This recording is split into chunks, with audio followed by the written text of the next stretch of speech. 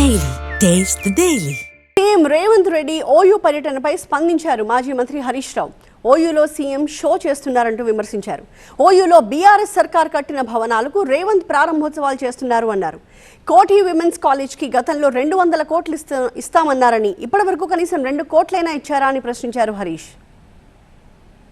ఇలా ఆయన ఏదో అక్కడ నేనేదో బిల్డప్ చేస్తాను. ముందు ఉస్మానియా యూనివర్సిటీ అక్కడ ఉండేటువంటి విద్యార్థులకు, ఉద్యోగులకు, నిరుద్యోగులకు సూటిగా సమాధానం చెప్పు. నీ ఏటా ఇస్తామన్న 2 లక్షల ఉద్యోగాలు మొదటి సంవత్సరం ఏమైనాయి, ఎప్పట్లోగా ఇస్తావో సూటిగా చెప్పు. నిరుద్యోగ భృతి ఎప్పటి వరకు ఇస్తావో చెప్పు.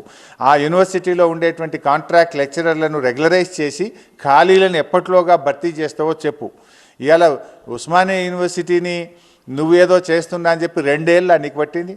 నువ్వు అసలు గత 2 సంవత్సరాల్లో కోటిలో ఉమెన్స్ యూనివర్సిటీకి 100 కోట్లు బడ్జెట్లో పెడుతున్నా అని మొదటిసారి చెప్పినావు, రెండోసారి చెప్పినావు. 200 కోట్లలో కనీసం 2 కోట్లన్న కోటి ఉమెన్స్ కాలేజ్ మీద ఖర్చు పెట్టినావా? అంటే ప్రకటనలకు, అసెంబ్లీలో స్టేట్మెంట్లకు మాత్రమే పరిమితమైనది తప్ప కోటి ఉమెన్స్ కాలేజీలో ఇస్తున్న 200 కోట్లలో ఎంత ఖర్చు పెట్టినావో వైట్ పేపర్ రిలీజ్ చేయి.